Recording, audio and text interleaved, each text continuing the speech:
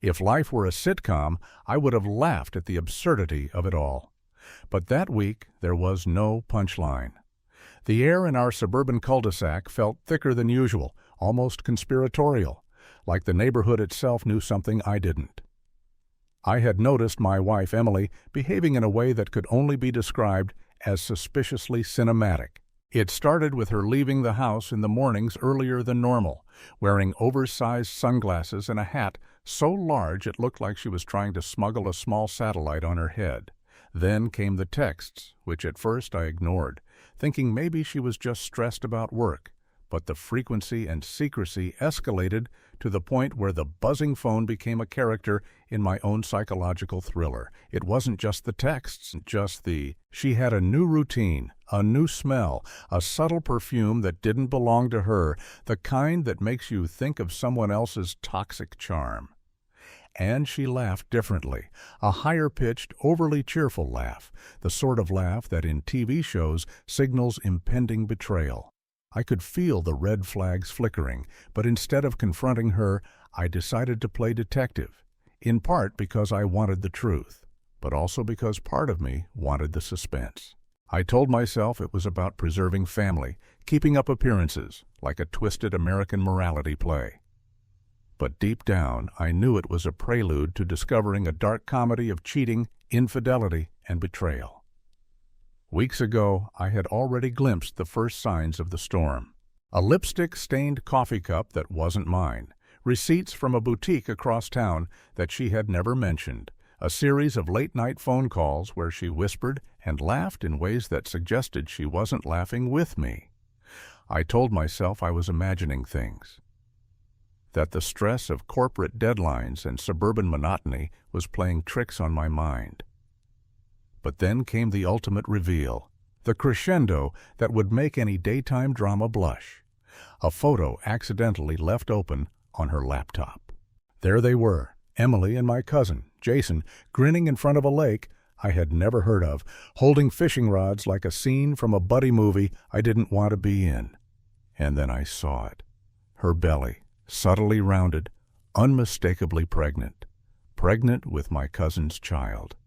The feeling that hit me was not simple heartbreak. It was a toxic cocktail of rage, disbelief, and ironic humor, the kind you read about in American novels, where the hero is betrayed by both love and family in ways that seem almost satirical. I imagined the story. My cousin, the guy I'd grown up sharing comic books with, suddenly starring in a plotline straight out of a scandal magazine with my wife as his co-star. The betrayal was so grandiose, so ridiculous in its audacity, that I almost chuckled before the anger consumed me. The family, the infidelity, the betrayal. It was all there, wrapped in the surreal package of suburban life. At this point, I began to notice the small, absurd details that made the situation almost parody-like. The way she tried to hide texts by changing emoji sequences, the clandestine trips to the pharmacy for prenatal vitamins she pretended were for a friend. Even the carefully curated playlist she claimed was for relaxation, but clearly contained songs about secret love affairs. It was as if life had decided to write a screenplay about my family, one where I was both the audience and the unfortunate lead. Every interaction, every glance she threw me carried the double meaning of someone living a double life. I began cataloging her behaviors like a conspiracy theorist might track alien activity. Timestamps, locations, recurring patterns of deception. I was creating a dossier of betrayal. Each entry more absurd than the last, yet painfully real. By the end of that week, the realization crystallized. This wasn't just cheating. This was an orchestrated act of rebellion, a toxic love triangle so steeped in family drama it could only exist in the most exaggerated American settings. Emily was not merely my wife. She had become a character in a narrative of betrayal and infidelity. And Jason was the co-conspirator. And I, the unsuspecting husband, was caught in the middle, tasked with deciding whether to act rashly or strategize the ultimate revenge. There was no turning back. The stakes were clear: family reputation, emotional survival, and the chaotic justice of revenge. And so I waited. Not passively, but like a chess player observing the board, noting the moves, calculating the eventual checkmate. I felt the bitter irony of life unfolding as a satire of suburban perfection, every betrayal amplified by the absurdity of it all. And beneath the humor, the parody, and the conspiracy-laden analysis, I felt a simmering, inevitable rage. The rage of a man who had been blindsided not just by a spouse, but by the twisted intersection of love, family, and toxic deception. Revenge, I realized, was no longer a choice. It was inevitable, a narrative requirement, as necessary as plot twists in a primetime drama. After the initial shock, I realized the absurdity of confronting her head-on. That's amateur hour. This was a story that demanded patience, strategy, and a little bit of paranoia. The kind of paranoia that makes you feel like every neighbor, dog walker, and mailbox could be part of the conspiracy. I became the silent observer in my own home, moving through rooms like a character in a spy parody, watching the drama unfold with both horror and twisted fascination. Emily, blissfully unaware of my surveillance, continued her performance of suburban normalcy, a veneer so perfectly crafted it could fool anyone who didn't know the truth beneath. I set up cameras, hidden, of course, like a low-budget sci-fi thriller. Every entryway, every angle where a secret kiss or whispered conversation might occur was covered. I began to notice patterns in her behavior, each one more absurd than the last. She would text Jason during lunch breaks at a place called the Green Bean, pretending to meet her coworker, while the messages were actually a code for clandestine meetings. I even started decoding their texts like an amateur cryptographer. Smiley faces represented guilt, emojis for deception, and gifs for, well, probably things best left unspoken. It was absurd, yes, but also exhilarating. At night, I prowled the house like a character in a conspiracy thriller, not unlike the paranoid detectives I grew up watching on American cable TV. Every creak of the floorboard, every shadow flickering under the door, sent my pulse racing. The tension became a theater of dark comedy. I imagined a voiceover narrating my inner thoughts. In a world where your wife is carrying your cousin's child, trust no one, not even the family dog. The idea was ridiculous, almost cartoonish, yet horrifyingly accurate. The betrayal was like a contagion, spreading through my life in subtle, toxic ways that made even the familiar corners of my home feel foreign and dangerous. The more I watched, the more the absurdity escalated. Emily would leave post-it notes around the house, supposedly reminders for chores, but clearly codes to communicate with Jason. I even caught her practicing what she probably thought was casual conversation in front of the mirror, rehearsing lies, perfecting her deception. It was performance art of betrayal, staged in a suburban living room, the kind of toxic love spectacle that writers only dream of when creating characters who cheat with family members. I laughed and cried simultaneously, realizing the theater of my life had turned into an elaborate parody of infidelity, where I was both the director and the unwitting star. Then came the confrontation I was planning without planning. I didn't want shouting, tears, or dramatic ultimatums just yet. That would have been cliché. Instead, I engineered situations that revealed the truth in public, with subtlety and irony. I would invite friends over for seemingly normal gatherings, arranging seating in ways that forced her and Jason into awkward, unavoidable proximity. Every misstep, every shared glance became fodder for the eventual revelation of their betrayal. It was psychological chess, every move designed to expose the toxic love affair without me saying a word. The absurdity reached new heights when Emily, thinking she was clever, tried to manipulate me.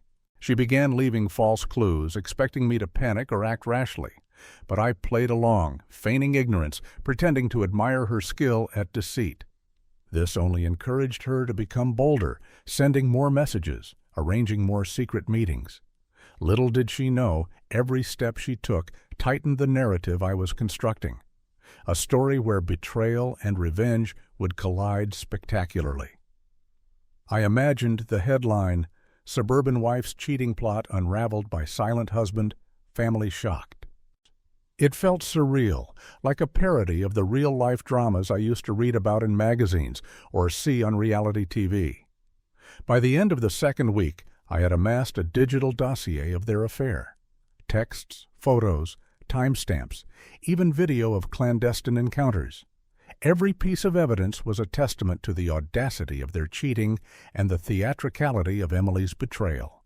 And yet, as meticulous as I was, the real thrill came from watching the unfolding absurdity. The way they tried to outsmart me. The way they believed their secret was invincible, and the way family and love had been twisted into something unrecognizable, toxic, and darkly humorous. Now, armed with this arsenal of proof, I was ready to escalate, but not yet. First, I would enjoy the suspense, like a director savoring the climax before the curtain falls. Emily and Jason were stars in their own tragicomic infidelity, and I was the orchestrator of the revenge that would follow. The irony was delicious. Their plot to cheat and betray had made them blind, and in their blindness they were walking directly into the narrative I had crafted. This wasn't just revenge. It was a meticulously staged unraveling, a darkly comic spectacle where betrayal, family, and toxic love collided in ways that felt both surreal and inevitable. By the time I stepped into the third week of this suburban nightmare, my plan had crystallized. Revenge wasn't just an option anymore. It had become a narrative imperative, a cosmic correction for the betrayal that had turned my home into a theater of absurdity. I began mapping out the perfect scenario, the kind of carefully orchestrated takedown that would make reality TV producers jealous and tabloids salivate. I wasn't just going to expose the cheating.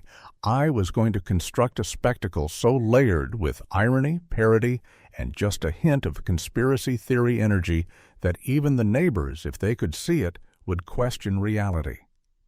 I started small, planting subtle psychological breadcrumbs to unnerve them.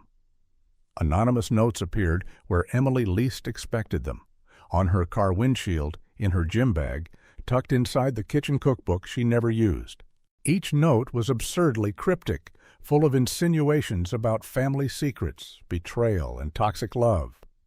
She looked over her shoulder more often, whispered apologies to herself when she thought no one was listening, and began to question whether the walls had ears.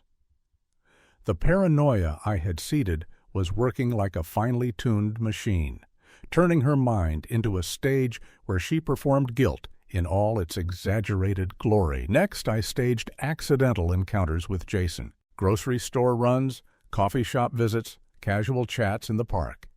Each encounter was choreographed to hint at my knowledge without revealing it outright. I would nod at him in ways that seemed innocuous, yet carried the weight of omniscience.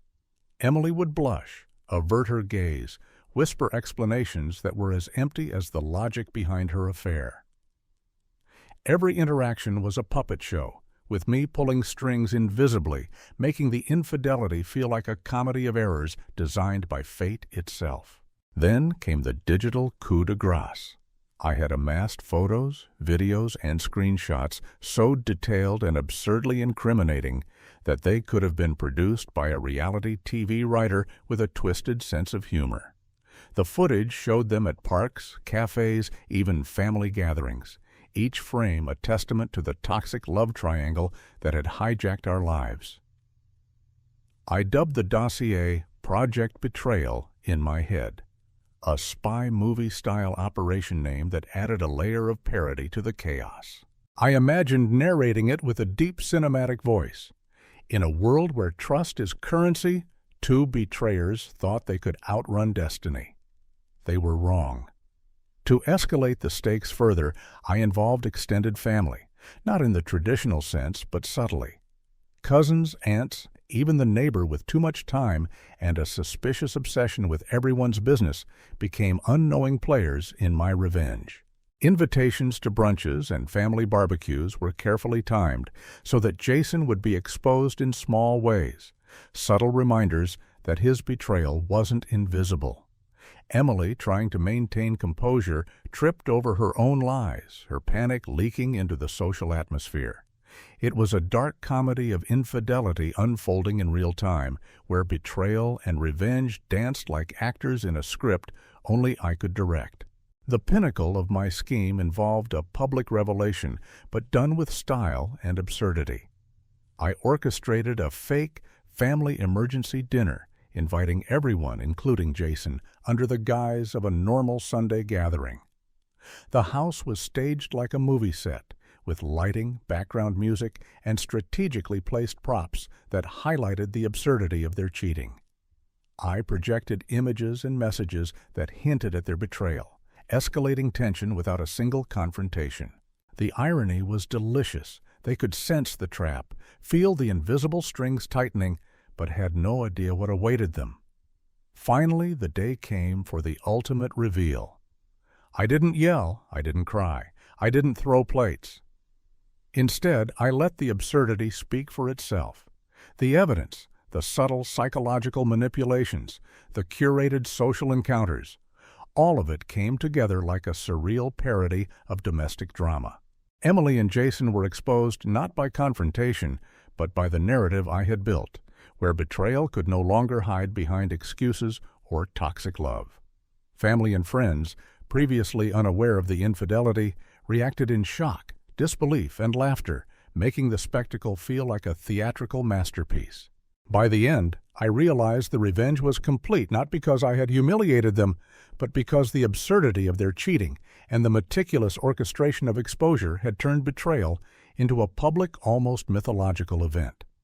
Toxic love, infidelity, and family drama had collided in a parody of suburban tragedy so perfect it could only exist in an American storybook where revenge is as theatrical as it is inevitable. And as Emily and Jason stood there, caught in the narrative web they had created, I knew the final act was near, the ultimate resolution of betrayal, crafted with precision, style, and darkly comic inevitability. The day of reckoning arrived like a storm dressed in sunlight. Suburban streets felt strangely cinematic, as if the universe itself had staged the perfect scene for the final act. Emily moved through the house with exaggerated normalcy, the kind only someone hiding toxic love could muster. Jason, blissfully unaware of the full orchestration, acted like he was starring in a buddy comedy, oblivious to the betrayal that had become an elaborate set piece. I, on the other hand, had become both playwright and audience, enjoying a darkly comic theater that had consumed weeks of scheming, paranoia, and quiet observation. I began subtly weaving the threads together, letting social cues and orchestrated accidental reveals carry the weight of truth. Family members wandered through the house, commenting innocently on odd patterns, misplaced items, or inexplicable behaviors, all strategically placed by me. Each remark, each curious glance chipped away at the carefully constructed lies Emily and Jason had nurtured. Their panic was palpable, a slow burn that grew with every whispered conversation and half-seen text notification. It was as if the house itself conspired with me, walls amplifying the absurdity of betrayal while betraying nothing directly. Then came the pièce de résistance, a slideshow of evidence projected in the living room, complete with timestamps, screenshots, photos of clandestine meetings, and even short videos capturing the ridiculous choreography of their secret encounters. The absurdity of it all, the petty theft of time, the meticulous hiding of texts, the whispered confessions to no one, became painfully clear. Everyone present, including unsuspecting relatives and friends, watched as the narrative unfolded. Toxic love had been exposed as toxic theater, infidelity revealed as farce, and betrayal laid bare in all its surreal glory. Jason's attempts at casual excuses were laughable. Emily's rehearsed apologies fell flat, and I felt the intoxicating satisfaction of revenge taking its theatrical form. But I didn't stop at mere exposure. I escalated the absurdity into poetic justice. The baby shower Emily had secretly imagined was redirected, transformed into a symbolic gathering that highlighted the betrayal without directly humiliating her.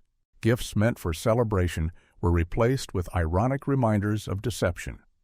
Books on honesty, framed mirrors labeled truth, and even a mock certificate of betrayal achievement. Friends and family, guided subtly by my suggestions, contributed to the narrative, turning a private toxic love affair into a public tableau of comic inevitability. It was revenge sculpted like a satirical masterpiece, a parody of domestic melodrama elevated to mythological proportions. Emily and Jason attempted damage control, whispering hurried confessions and desperate explanations, but their toxic love, once hidden under layers of deceit, had become a spectacle they could no longer manipulate.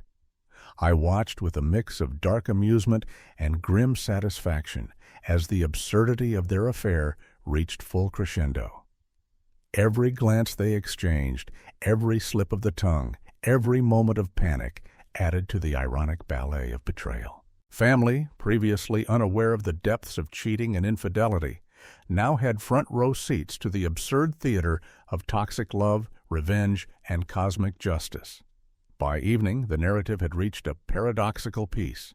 Betrayal had been revealed, revenge had been exacted, and the theater of absurdity concluded with an almost surreal sense of closure.